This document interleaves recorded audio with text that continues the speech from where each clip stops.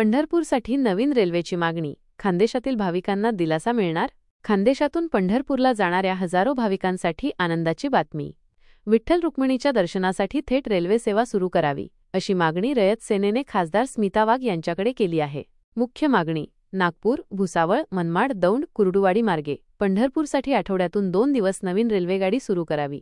सध्या धावणाऱ्या नागपूर-कोल्हापूर रेल्वेच्या 11,403-11,404 काही फेऱ्या या मार्गावरून वळवल्यास खानदेशातील भाविकांना मोठा फायदा होईल, असे रयत सेनेने म्हटले आहे. गरज का आहे? सध्या थेट रेल्वे नसल्याने वारकऱ्यांना अनेकदा गाड्या बदलाव्या लागतात.